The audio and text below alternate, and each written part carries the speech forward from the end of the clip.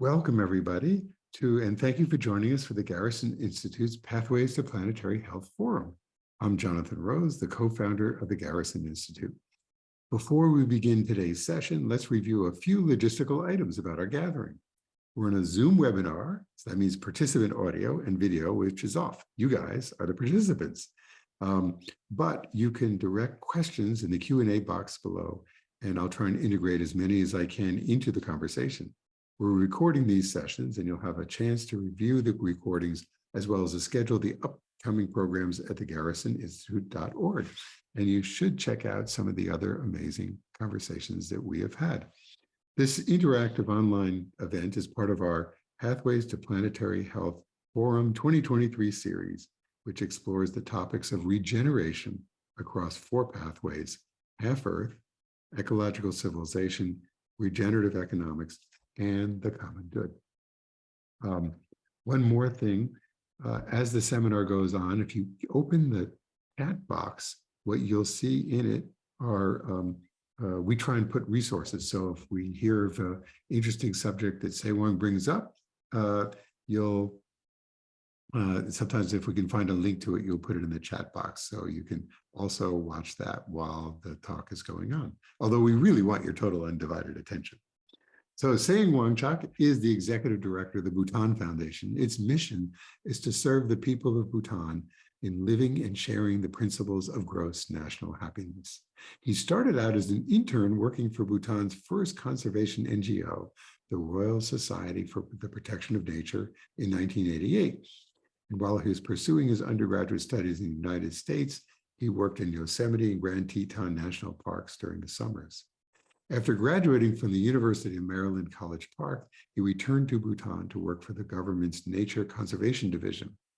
He was actively involved in extensive protected area management as one of the first park managers in the country. Later, he coordinated the WWF International Global Tiger Program, covering many tiger range states in Asia from 2003 to 2005. For his doctoral research in wildlife biology at the University of Montana, he traversed the mountains of Bhutan collecting snow leopard data. He's also the first National Geographic explorer from Bhutan, a member of the Explorers Club, and serves on the board of the Snow Leopard Conservancy. Seawang, thank you so much for joining us today. Thanks for having me, Jonathan. It's an honor to be here. Well, it's great. And, you know, Bhutan is such an amazing, beautiful, extraordinary country with such beautifully stated values. My sense is our conversation is not just about Bhutan, but it's also really about what does the world need to know to help solve some of the issues we're confronted with. But I thought before we get into the details about Bhutan, let's get into the details about you. So you're born in Bhutan, but you ended up going to college in America. So how did that happen? This was way back in the late 80s. I had finished high school and I was going to go and study conservation biology or something related to nature conservation and biodiversity. And at that time, of course, inadvertently, many folks in Bhutan would always have to go outside to study. It so happened that I got a scholarship from the US, from the World Wildlife Fund, whose the office is in DC. So they happened to bring in 2 application packets, one from the University of Florida and one from University of Maryland. So I applied to these 2. This was before internet, before any of these things, when people had to physically bring these things to us. And that's how I ended up at the University of Maryland at that time. Great, interesting. And it must have been very different. So where in actually Bhutan were you born? My parents come from different parts of Bhutan. So my mother is from Bumthang, the central part of Bhutan, father from Paro in western Bhutan, but I grew up in Thimphu, in the capital. Right, but very, very different. So and let's just go quickly. The Bhutan Foundation, the Bhutan's constitution. The reason why I want to go there is that we're going to talk about protecting national parks. The Bhutan's the Constitution actually protects a great deal of Bhutan from development. So perhaps yes, you can describe that. Yeah, it's our Constitution mandates that 60%, at least 60% of the country should be under forest cover at all times.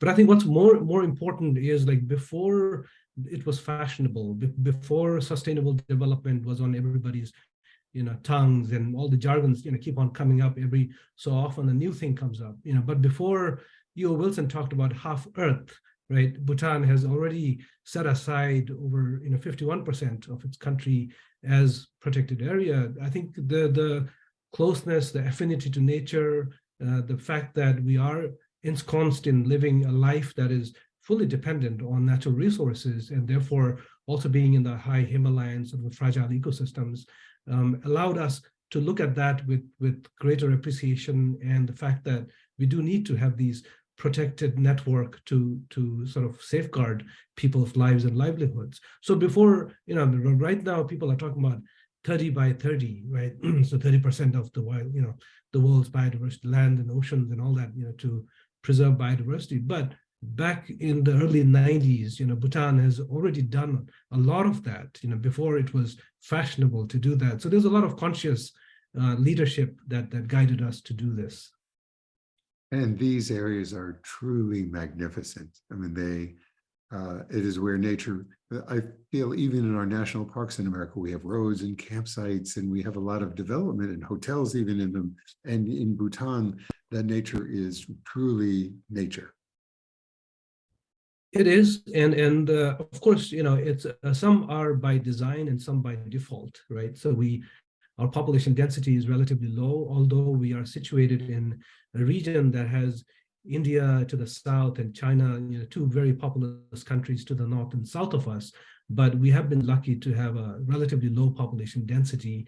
And then in addition to that, having sort of wizened, enlightened leadership all along, I think has been very, very helpful for Bhutan. And it is not something new, right? So for Bhutan, even going back to the 1700s, when the British were there, the British India, the East India Company extracting resources and timber and spices and all that, there was a treaty signed by the British, between the British and the Bhutanese in 1774. It was a very small, short treaty with about 9 or 10 articles.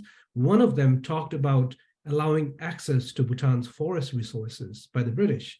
And not only that, also to protect its citizens when they come in to extract. So it was kind of interesting, while there was, the outside forces were vying or eyeing Bhutan's natural resources, yet at the same time, I think the leadership from, since then have been quite sensible in trying to manage it, trying to protect it. So conservation is quite high on Bhutan's agenda. And it really permeates almost the soul of Bhutan. So let's start talking about some of the activities of the Bhutan Foundation. So the Bhutan Foundation exists really as I would say, almost like a conduit of funds and thoughts and connections between Bhutan and the world.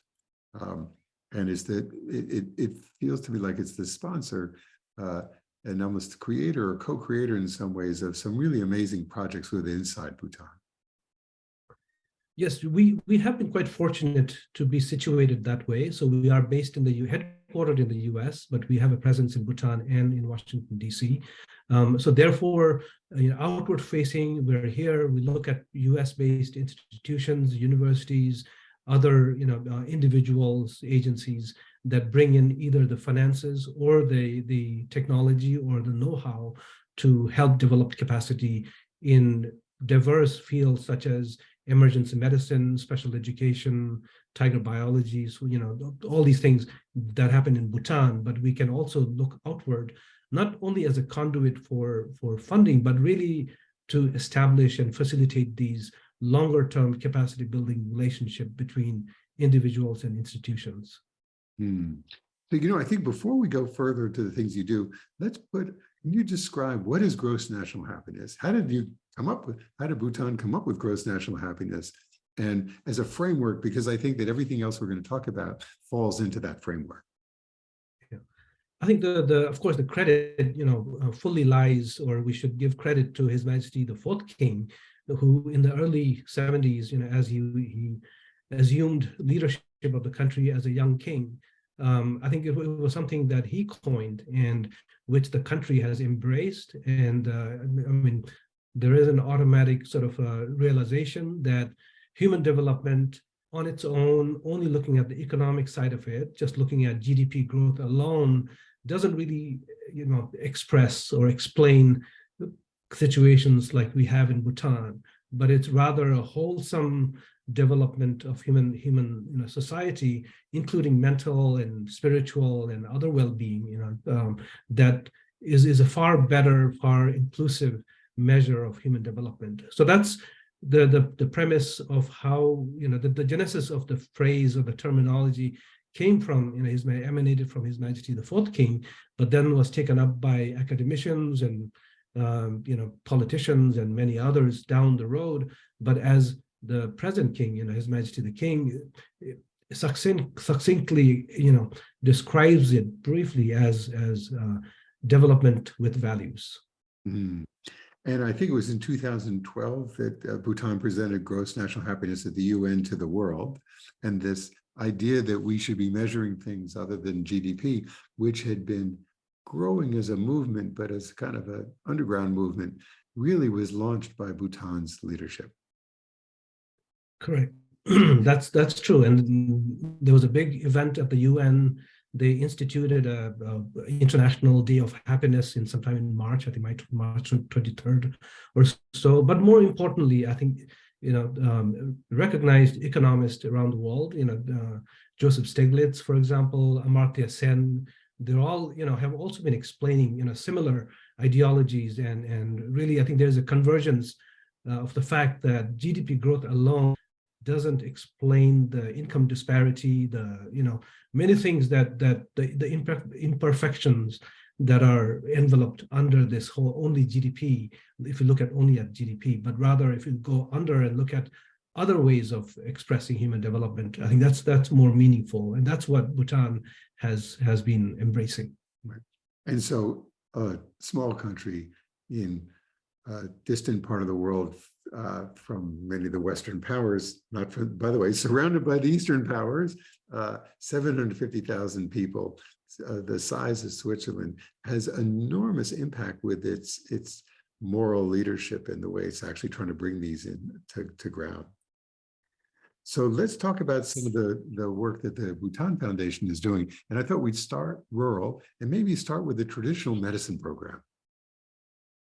So our support there is minimal, but we do work with the traditional Institute of Traditional Medicine, so which Bhutan has a long tradition of, our own, science of healing, right? So it's called Sowi Rigpa, and so alongside Western allopathic medicine, so the people have access to traditional healers as well.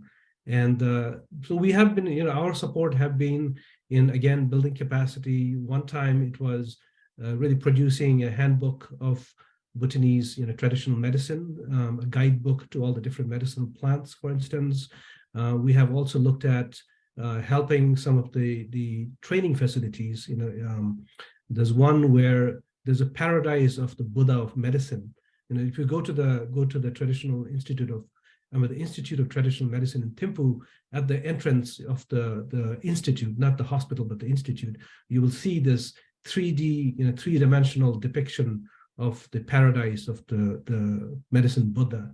And that, we were told by the faculty that's something important for the students to help them visualize. So we have been associated with them in terms of developing some of these, and then also some of the herbal and aromatic gardens around the campus, helping them establish that. But I think the key point is that the government or the country places equal emphasis on traditional healing, as they do to allopathic medicine. So therefore, in each district, in each of the 20 districts, as the hospitals, you have a choice of, people have a choice of going to visit the traditional doctor or to the Western trained doctor. By the way, just while we're talking about the rural medicine system, because it's quite amazing. How many days tell us the story of how many days it took for Bhutan to get 100% of its people vaccinated? That's I forgot the exact number of days. I think it was 9. It was 9 days. Yeah, yeah. So you are on top of it better than I am. But if you go to one world of data, I mean, I think you can see that graph, which is very interesting to look at, the chart of vaccination around the world.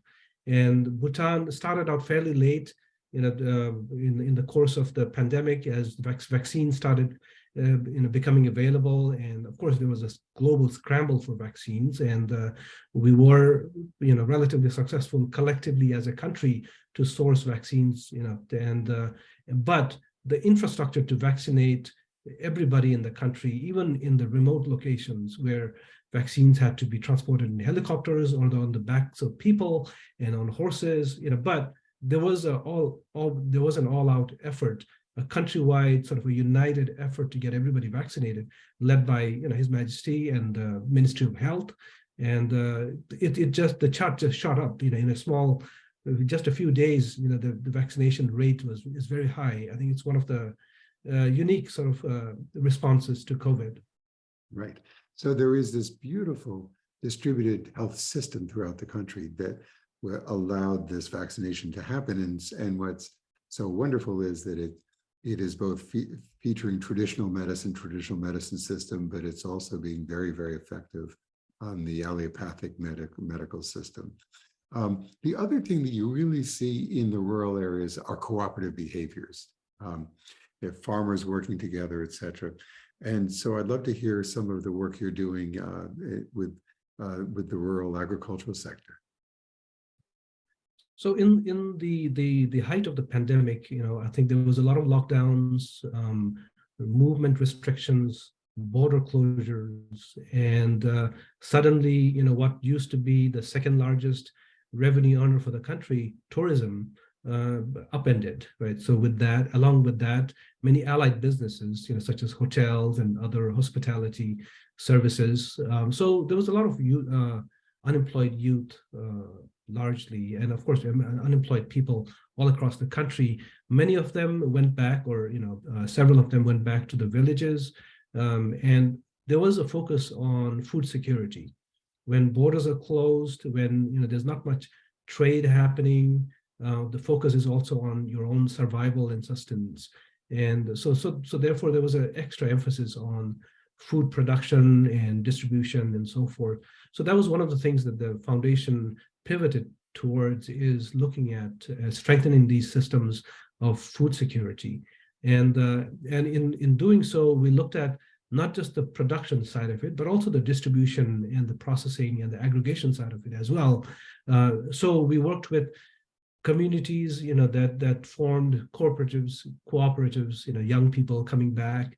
Maybe they were, some of them are trained as civil engineer, others in environmental engineering, others in business. So they all came back. We have some examples of these such projects in remote sort of the southern part of Bhutan, but largely we also work with a lot of Bhutanese nonprofits or civil society organizations in reaching out to these rural communities. But going back to your cooperative behavior, the cooperation in communities, I think that's something that existed traditionally. Like, for instance, if you go, remember, Jonathan, you and I were up in the mountains, a couple of years back, and they were building a house, and how all the villagers were coming to help somebody build their house, right? So once that is built, then they again return the favor by building, the other person's house. And these kind of sort of codependent behavior existed, for a long time. I think that there's a strength to that in a lot of the rural communities. It's incredibly important, because one of the other things it does, it means that people own these wonderful houses, and the houses in Bhutan are quite large and comfortable. They own them without debt. And we were in a village, and we were in the kitchen as the meal was being prepared, and there were the great-grandparents, the grandparents, the parents, and the children. So everybody's being taken care of. There's a role for the great-grandparents. They don't have to live in senior housing. The little children are being loved and nurtured and played with, and everybody had their place. So nobody was working too hard, but everybody was being productive. I asked that family, do you have any food insecurity? And they said, but a silly question. We grow all our own food, and we have yaks, and we have dairy, yak dairy and everything we need. And then they said, about 20 minutes later, oh, but we have a sister who moved down to the city, to Paro, and she has a mortgage and she can't afford to pay it, and their business, she and her husband's business isn't going so well, so we have to send them food. And what has struck me was that we're using the financial system to, in effect, replace communal activity, which is much more resilient, with financial activity. And mortgages are, in a way, a representative of that. So just continuing on in the rural work there, but for example, you want to talk about what you're doing in the Projika Valley and with KKOD? Oh, in the Phobjika Valley, this is part of our team in Thimphu.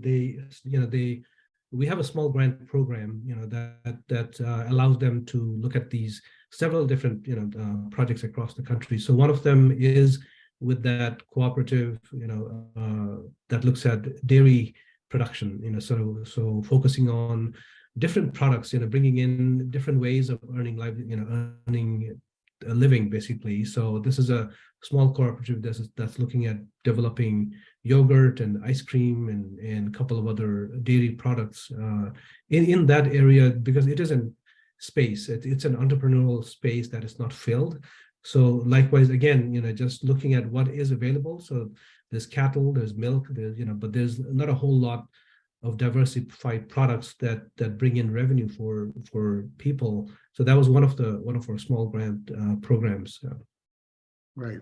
One of the other amazing things, we talked about how the Bhutanese government distributed the vaccines so well. Another thing they distributed super well was electricity.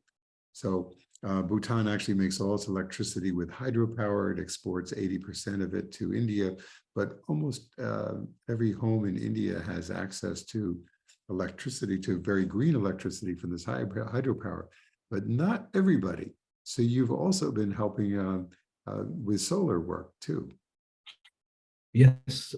So with that, the government has done a pretty good job of taking electricity to a lot of the rural communities, and as mobile phone connectivity and electricity connection to the national grid is pretty distributed quite well.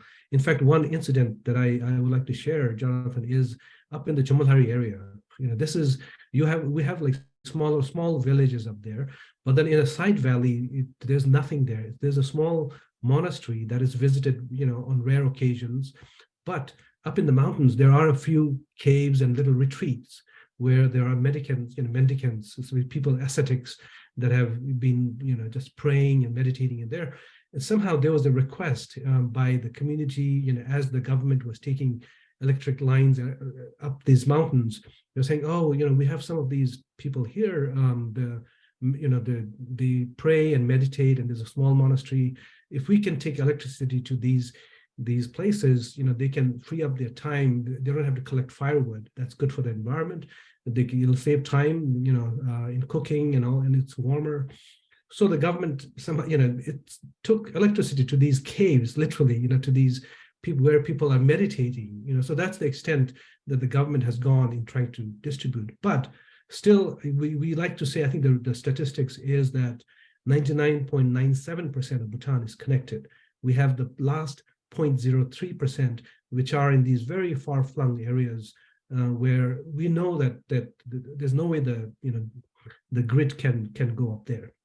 So it's in one of these places, like the Ajane in eastern Bhutan, again, a very famous, popular pilgrimage site, which we just commissioned an 80 kilowatt solar array that now allows them to use rice cookers and water boilers and all of that, in addition to lighting, therefore really reducing the carbon footprint, and pressure on the forest in those areas. But this was done in partnership with a couple of other agencies such as Bhutan for Life and UNDP-GEF, Bhutan Ecological Society, and so forth. Mm-hmm.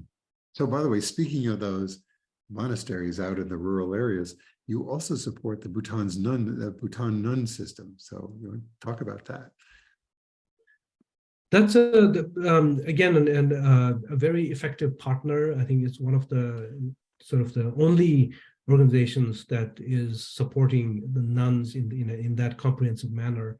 It's a nonprofit that is spearheaded by one of the Queen Mothers, Tshewang Wangchuk, and they do a lot of good work in bringing the we have the monastic side on one hand with the government sort of support. There's a lot of state support there, and then you have these sort of unofficial nunneries and all that, but then this organization caters to their welfare in educating them, for example, bringing in skill development and a lot of sustainability sort of interventions that they do together with nuns on a more holistic manner. If you look at one of the sites in Thimphu, Jonathan, as you go up and down, doing the looking at the urban planning, one of the areas not far from the sewerage ponds, and on the other side up on the hill is a series of traditional, sort of renovated traditional buildings. That's one of their main centers there. Right, and it's really wonderful to see how deep the monastic tradition continues in Bhutan. There are many wonderful monasteries, but also how it's getting equalized, and we're seeing more and more great nunneries and support for nunneries and for nuns to have these both deep spiritual lives but also lives of service in their communities too. Yeah, and speaking of which, I think it is through, of course, their efforts and awareness and all that. I think if you look at the Mahayana tradition of nuns, ordainment of that, they say has the lineage is broken, or somehow there is no continuity of that in the sort of the Himalayan Buddhist regions, and you had to go to some of the Theravadan countries to get nuns ordained. For some reason, the continuity was broken and all that. So people felt that there was a disparity, a little bit of a gender sort of inequality there. But recently, I think just last year, somehow Bhutan, sort of conducted this ordainment of the nuns, which was done by the chief abbot, the J. Kembo. And all of these initiatives are also, I know in the background, there's a lot of push, a lot of awareness being built, a lot of work done by the Bhutan Nuns Foundation that also led to this. So then, in some ways, part of what we've been talking about is the northern part of Himalaya, the more of Bhutan, the more Himalayan part. But you're also doing a lot of work in the southern part, which has got tigers and elephants. And so, talk about some of the stuff that's going on in the south. The south is very interesting because that is agriculturally very productive. Also, biodiversity, the ecofloristic zones are different because it's more subtropical, and therefore you have tigers and leopards and hornbills and these endangered golden langurs and all that. So it's generally, when you talk about Bhutan, people think, oh, mountains and monks and high Himalayas, and forget that we abut the Indian plains. We have the southern subtropical areas. So biodiversity is very rich in that sense. But of course, Bhutanese tigers, you can find them up in the north as well. That's again another unique fact because of the continuity of habitat, going all the way from the Indian plains up to the high Himalayas. There's a lot of contiguous forest cover, habitat, and adequate prey. So there is reason, I think it can sustain tigers up in these areas as well. So in the south, we have a lot of agricultural projects, obviously. We also worked for many years. We continue to work in partnership with the Bhutan Tiger Center that is based in the south. They do a lot of amazing sort of groundbreaking study on tigers. But we have a lot of, again, ecotourism projects, for instance, in the south, right next to one of the parks. We work to help establish a whitewater sort of a rafting company and an ecotourism lodge for a group of young people in that one community. So we have a smattering of different projects scattered across the south. By the way, a question came in: do the people of Bhutan pay for electricity? And what about the monks and nuns in caves? By the way, not all the monks and nuns are in caves. Some of them are in monasteries that are simple but nice. So how do they pay for it? People do pay. Yeah. There is, although in rural areas. I think there is sort of a government subsidy. I think 200 units of electricity is free, and then anything beyond that you pay. But in urban areas, everybody pays for electricity. Yeah. Hmm. There's another question about community forests, or so is the protection of the forest, are the forests just purely protected? What's the human forest interface? We have actually, Bhutan has an extensive community forestry system where chunks of forest are somehow handed over. The usufruct sort of management rights are given to the communities, and then they extract resources from there, mainly for their own consumption, but also in recent years, I think they've also dabbled into selling the products from there on to in the local markets and all that as well, in terms of timber and other products. So it's not just protected, but it's for Bhutan, I think, again, it's as an primarily agrarian society, we depend a lot on forest products. So timber definitely, but also leaf litter for the cattle sheds and so forth, for grazing. So there's a lot of uses of the resources that are used by the people. So it's not just for protection, but also for sustainable use by the people. But they do manage it with a sustainable point of view. They do manage it for the long run. They don't over harvest. They naturally self-regulate so that it perpetuates.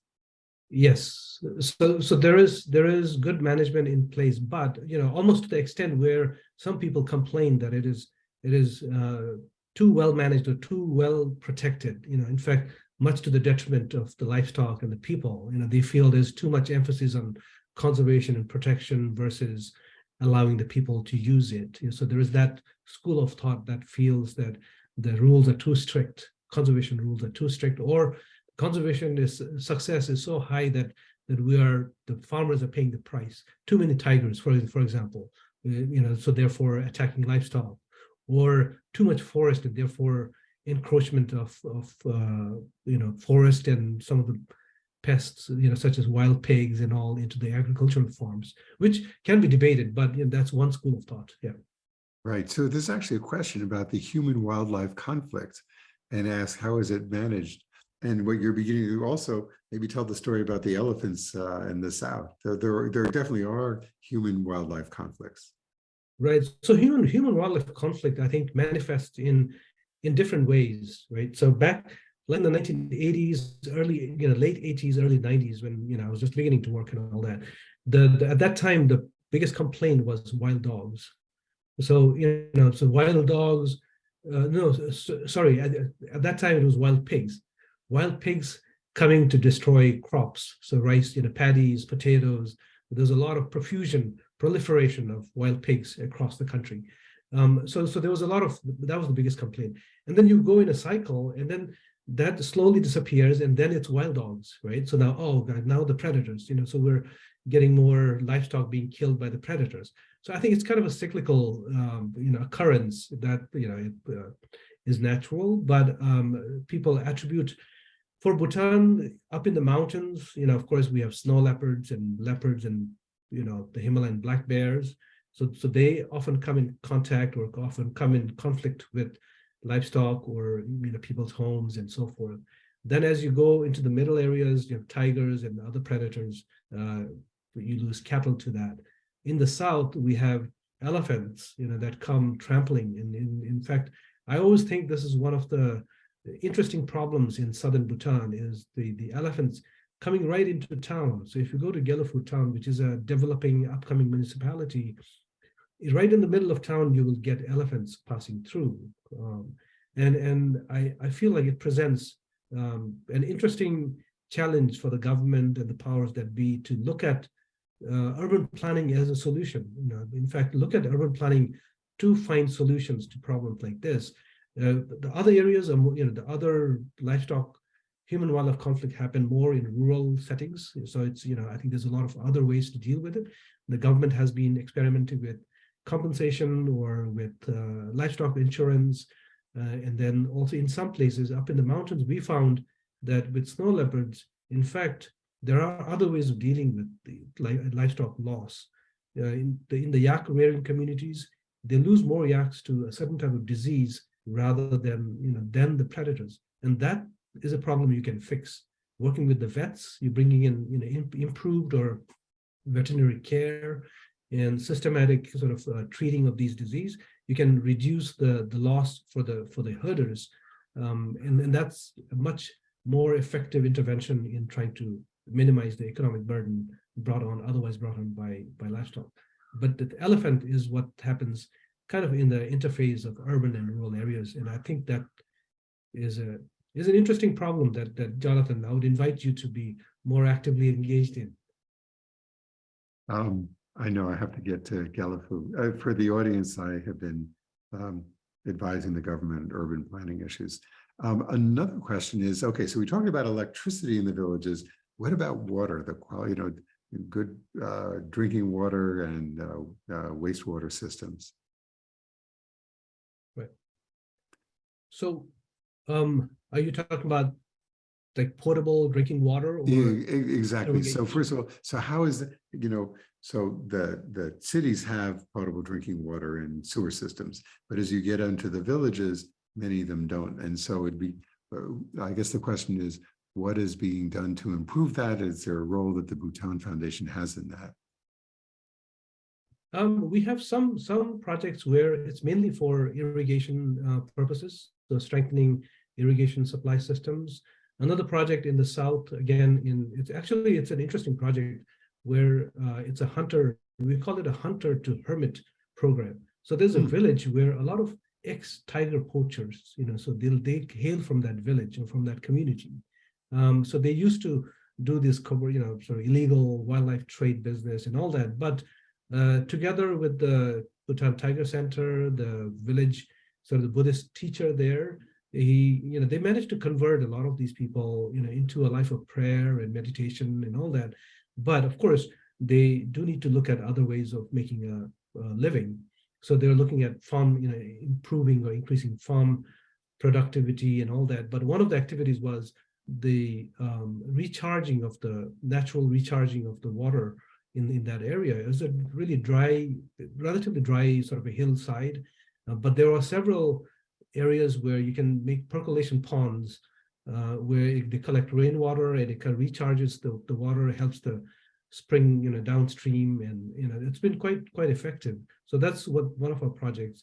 But the government has had a long sort of a focus on bringing drinking and irrigation water to the villages. And lately, as you have, as you know very well, the whole system of Desung, the volunteers that have been, being skilled, and during COVID, a lot of young people who were being trained in all these different areas, and they have taken up this water projects in a big way and successfully commissioned many water supply schemes in different parts of rural Bhutan. Let's actually talk about the Desungs, because that's an amazing program. I call them almost like grown-up Boy and Girl Scouts. They're volunteers. I believe the history is that His Majesty, the young people were saying to His Majesty, they wanted to join the military. And he kept saying, why, we're a country of peace. Why do you want to join the military? And the answer was they really just wanted to engage in doing something for the common good. And so he created this core of people who were young, amazing young people who were really volunteering for the common good. And when the COVID crisis hit, this force was really unleashed in all kinds of wonderful ways. Do you want to describe some of the things that they did? Yeah, sometimes, I mean, I exactly like you said, our leaders, His Majesty started this pre-COVID, and this was really a way to keep these young, at that time, unemployed, young but enthusiastic, people productively engaged in something that's beneficial to the community, to the country, and it was called Desung, right, guardian of peace. So they are called guardians of peace, and exactly not a military or not a paramilitary force, but rather something that's, a voluntary force that's useful for the country and for the community. But as COVID hit, that became such a force in helping with the response. Anything from crowd control to vaccination to testing and delivery of groceries, to people during lockdown, and so it goes on and on. I think they have done amazing work. I think a lot of people take pride in becoming part of that now, and it's a really useful. It turned out, I think it emanated from His Majesty's vision of really engaging the youth. But I think more than anything, it instills in young people the value of being useful to society. I think that's immeasurable. I think that value, beyond more than anything, just thinking that, oh, I am worthy, I am useful, I'm able to contribute. I think that instilling that feeling in all Bhutanese who are participating in that, I feel has immense value. Yes. Several questions about climate change. So how is climate change affecting Bhutan's its ecology, even its cities and its people? So, of course, being situated in the heart of the Eastern Himalayas, we are right there. We don't contribute much globally in terms of our carbon emissions and so forth. In fact, Bhutan is one of the first countries that declared ourselves carbon negative. I think now there are 3, right? So, but and then we made a commitment at COP20, the COP15 in Denmark, in Copenhagen, to remain carbon neutral at all times. But I think that's not a very aspirational goal, because we are carbon negative. Even if we emit twice the emission we do now, we will still remain carbon negative. So that is something quite remarkable for Bhutan, a country like Bhutan. Yet at the same time, we have to bear the brunt because of where we are geophysically located. And we are next to, well, we are situated in a very fragile, growing, sort of Himalayan ecosystem. So therefore, we have a lot of lakes, alpine lakes up in the mountains that we have had experience with glacial lake outburst floods. And then because we are a farming, much of our country, like over half of our population still is an agrarian society dependent upon monsoons, timely rain and the weather patterns and all that. So there's a lot of impact in terms of drying up of watersheds, in some places, changing cropping patterns, and all that. So we do bear the brunt, right? But while we do not contribute much towards climate change. So speaking of your neighbors, by the way, so you described that you're in this fragile ecological situation. You also in between India and China. And how is that? And Bhutan seems to be doing a wonderful dance between the two. Yes, yeah, we are in a political sort of hot geopolitical arena as well. We've always had, even from the time of the British in much of Asia and all that, the great game was played in our neighborhood. There was that, and it just continues. But our leadership have been pretty, if you look back, from the time of the British onwards, in the 1600s, 1700s. In the 1600s, we had Shabdrung Namgyal, who was really the unifier and who established. It was such an extraordinary. He was a refugee, by the way. He was a Tibetan refugee, right, who fled Tibet and came to Bhutan and established and started this whole, sort of unification and nation building process. But all along, going, then from there, following on towards when the British were in India, Bhutan had leadership that were able to, without much exposure to international politics and all, they were able to hold their own. I think protect the country. One of the first things that the first king, right after his coronation in 1907, so it was around 1910, one of the things, that he was interested in was really, well, one, trying to find the money to develop the country, but also look at resources, managing the country's resources, And so we have had good leadership that have been able to somehow manage the sensitive region that we are in, and then come to the last the fourth king, definitely the subsequent monarchs that have maintained that balance, precarious balance, but maintained it pretty well. And I think we continue to do that. I think the country outwardly, we are a peace-loving country that wants to be friendly and want to be a bastion of peace and happiness being the underlying theme, but then we want to be at peace with our neighbors.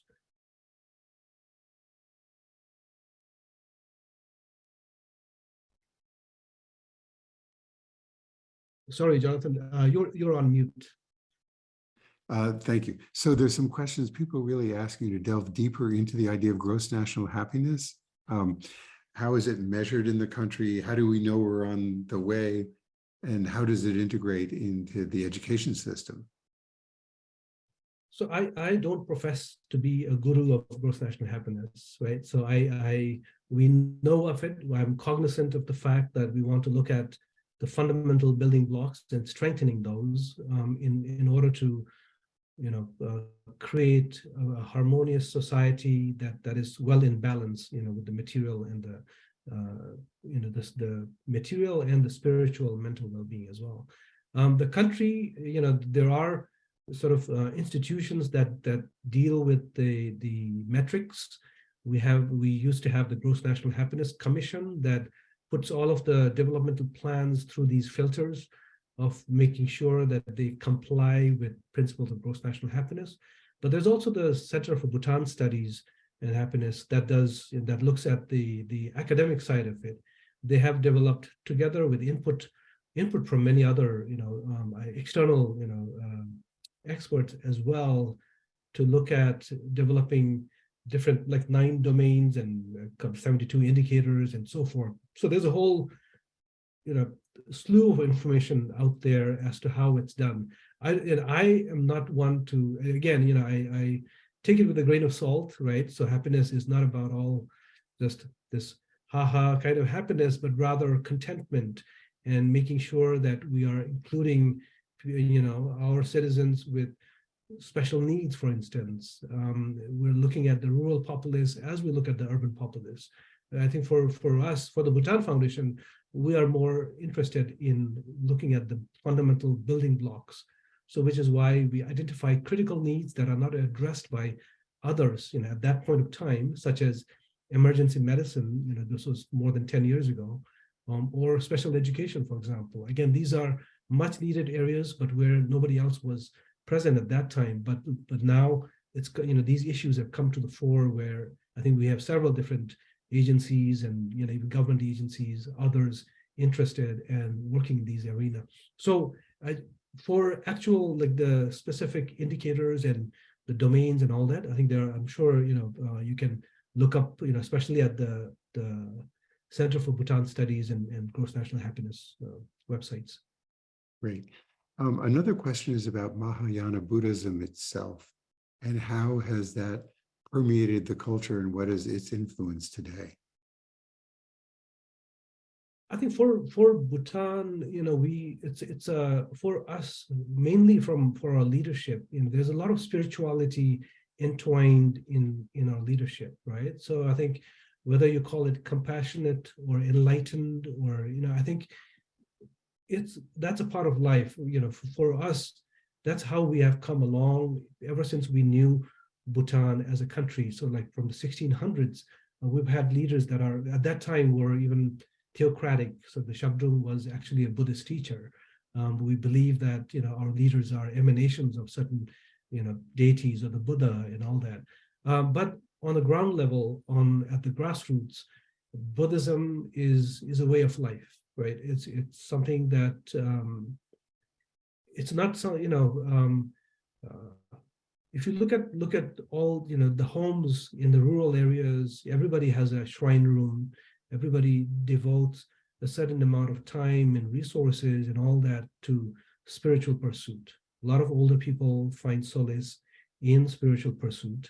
So it is a part of life, and even in modern education, I think in the modern education, the curriculum, we learned the 36 principles of the Buddha, the practice of the Bodhisattva, for example, other basic tenets of Buddhism as part of our curriculum, in the high schools and in middle school and all that. So it is ingrained in a lot of our everyday lives. So I'm sure it affects us because of that. I was had a meeting with the Attorney General, who gave me a book on the relationship between Buddhism and the country's constitution. So yes, it does permeate. Just going back to the nun question, somebody asked about the well-being of women. How equal is the country, and how is the country doing in terms of violence against women? So for Bhutan, I think, as you have in some other societies, we, the caste system or discrimination based on either caste or sex, it's I wouldn't say it's absent, but it is very minimal or non-existent, right? Depending on where you're from. In fact, our women have more say, to inheritance, for example, like in many parts of Bhutan, it is really the eldest daughter that would inherit the family home or the family farms and all that. And the sons, just move out. They go and marry into, another family. So going by that, I think there's a lot of equality in that sense. In some, even this term, one term that we use to describe the lady of the house. The house is really run by a woman. It's we call it Nangi the lady of the house. So she's the one who has all the keys to the stores and handles the finances and handles a lot of those external stuff. The men will be out in the field, plowing the field or doing agriculture and all that. So traditionally, I mean, I think our women, have a good standing in that sense. But that is not to say that violence doesn't exist or discrimination doesn't exist. It's still back from when for education, to send your children to school, you would have to send them 2-3 days away, or they would have to travel far to get an education. And often it's the sons that are sent, right? It's the boys that are sent. But for whatever reason, the girls are kept close to home, close to the parents. The sons were sent off to school, and by default, that created a generation where we had more men that were educated than women. And therefore, as they entered the civil service or politics or whatever, you get more men. However, that situation has greatly changed now. In fact, right now we have more girls in schools than boys, so it is changed for the better, but I think back in the day it was like that. But I don't think our, of course, I would not like to speak for the women in my country, right? But we strongly generally feel that there is not much discrimination in that sense, especially access to opportunities is equally available to all. That's really wonderful. Is meditation taught in the schools, and what age does it begin? I think these days the schools have at least some level of mindfulness practice. Many schools have that. I don't know if that's true in all the schools. It also depends on the teachers. When we were growing up, we had ex-monks as teachers, or teachers who had some level of monastic education that taught us our national language, Dzongkha, and the literature and all that in our language. They would bring in, not just meditation and mindfulness, but really, explanation of these Buddhist tenets. But lately, I think in terms of like school assemblies, and there is a dedication to the deity of wisdom, for example. Every morning, children will make that prayer or dedication to the deity of wisdom. So that's practiced in many schools. So there is some level of that, outside of the monastic education, where of course there you will have, right? So. The last question is about culture. Given that museums are not traditionally part of Bhutan's culture, what does Bhutan plan to create? How do you create cultural and religious continuity. And maybe you can talk about the palace project in Bhutan. Right. So we have a few museums in Bhutan, right? So but these are traditional museums, which are old buildings with artifacts. With the Wangchuk Palace in central Bhutan, what we are trying to create there is beyond that. We would really want to see that as a hub of cultural exposition, cultural, sort of research and education and inquiry. So it is an old palace from the 1850s, but it is now being restored. This is a good example of restoration, not renovation, right? So we are maintaining the architectural sort of originality, the authenticity of the external architecture, so of a very nice building that was built just as Bhutan was ushering in this peaceful era, of the Wangchuk dynasty, the kings, being in place. So there was a lot of peace after that.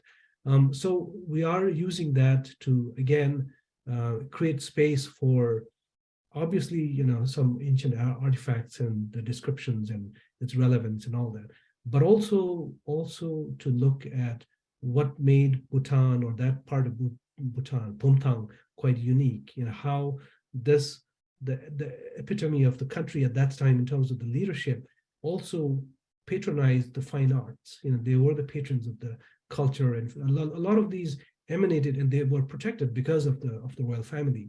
But we also want to see that as a space for modern art. We want to use traditional, symbols, but express that in modern art, for example. So really encouraging culture to be looked upon as not something static, not something that is stuck in time, but something that is evolving, right? Something that will speak to the younger generation. I mean, right now, as we speak, the country is going through so many changes. The world is going through so many changes.